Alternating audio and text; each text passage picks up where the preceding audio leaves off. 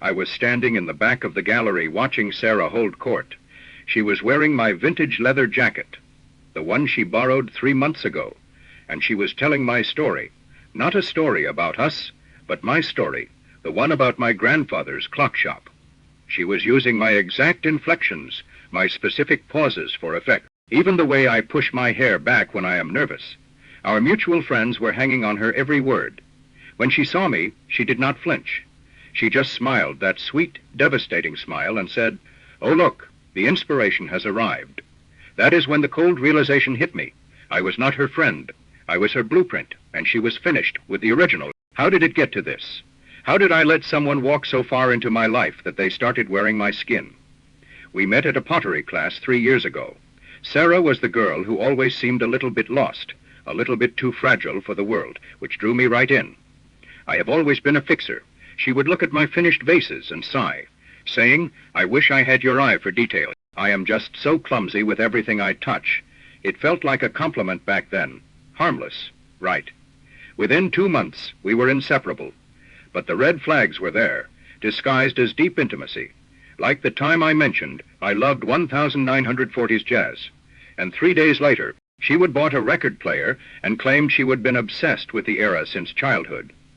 Or when I told her about my fear of public speaking, and she suddenly developed a panic disorder that only flared up when I was about to give a presentation, forcing me to skip my own events to sit with her in the dark. I told myself she was just sensitive. I told myself that friends show up for each other.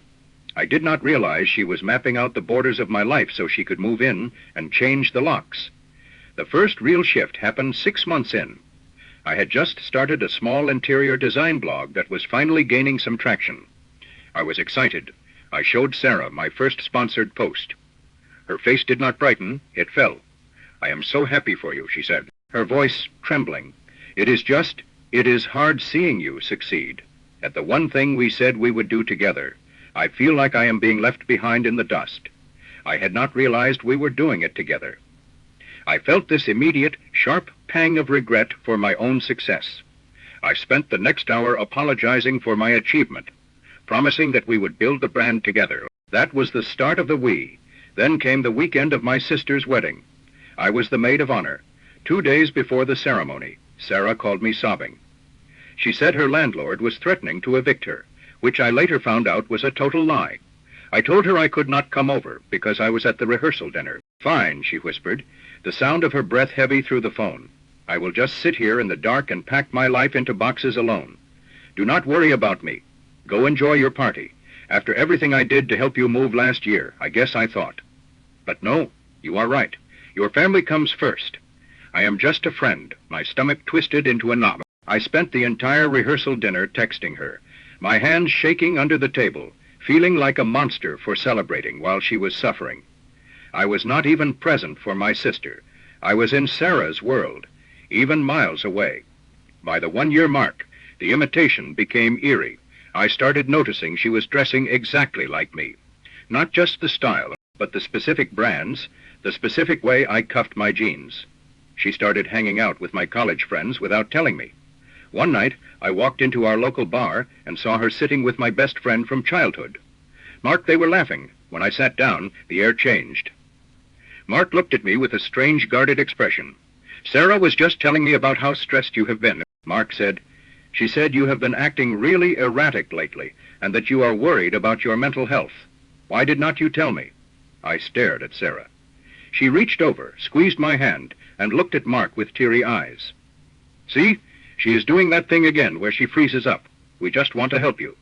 Honey, we are in this together. Remember?" I felt like I was screaming underwater. I was not erratic. I was exhausted from her constant crises.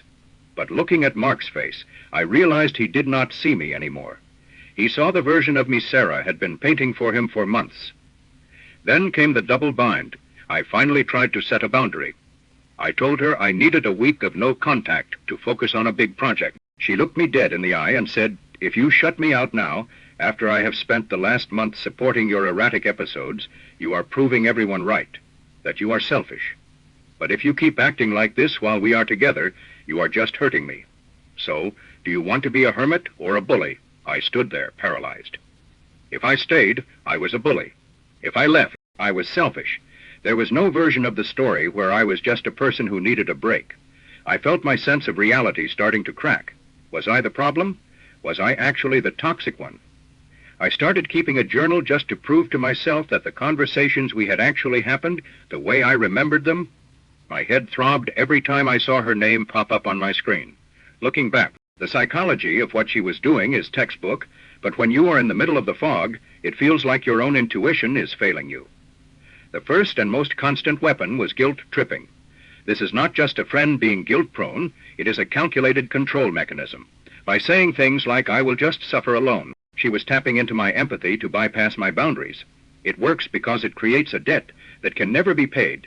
Every time I succeeded, I owed her for leaving her behind. Every time she failed, I owed her for not being there. If you feel like you are constantly apologizing for things you have not actually done wrong, you are being guilt-tripped. Then there were the flying monkeys. This term comes from the Wizard of Oz, referring to the creatures the witch sent to do her dirty work. Sarah did not confront me directly with her lies. She whispered them to Mark and our other friends.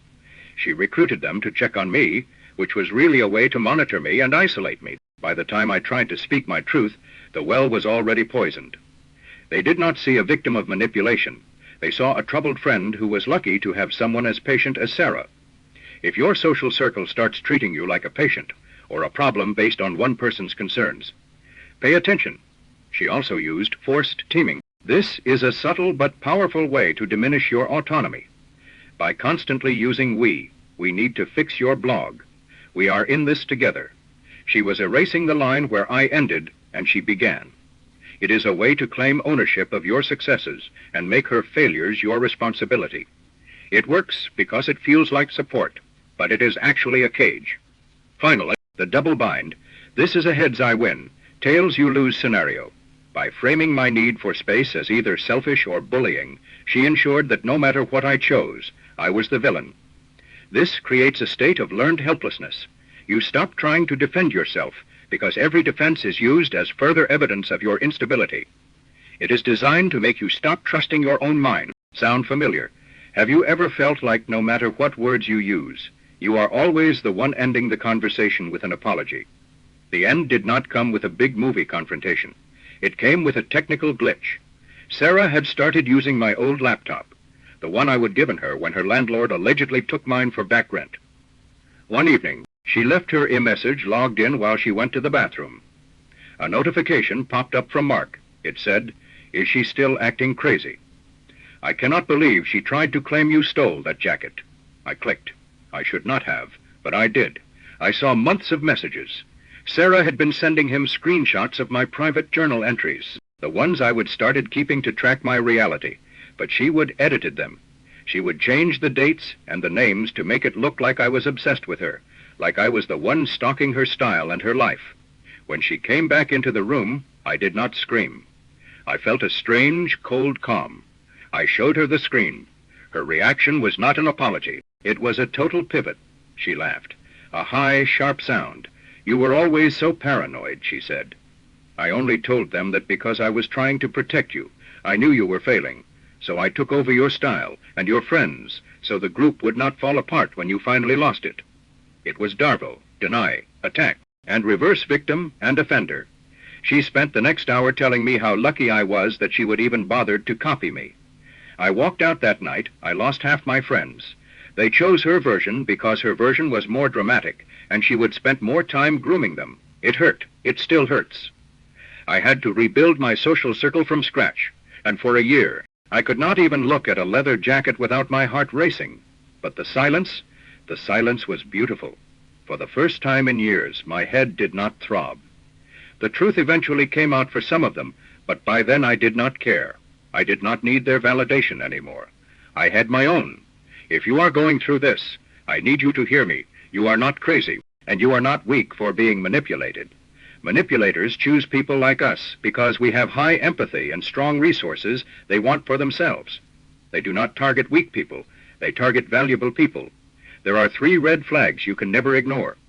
First, the fast-forward friendship. If someone is your soulmate or best friend within 3 weeks, run. True intimacy takes time to earn.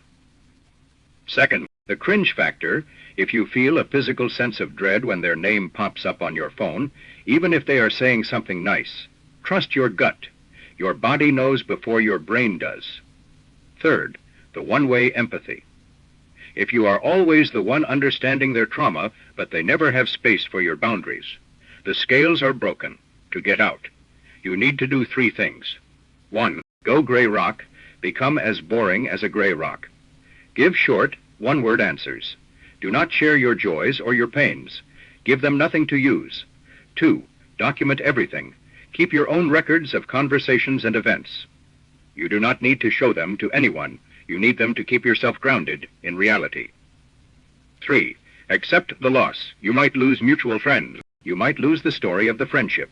Let it go. Anyone who believes a manipulator's lies without asking for your side is not a friend you want to keep anyway. You deserve to be a person, not a blueprint for someone else to fill. If this story felt like a mirror to your own life, please, talk to someone you trust, someone outside that circle. You are not alone in this. Have you ever had a friend try to step into your shoes? Let me know in the comments. We are rebuilding our intuition together.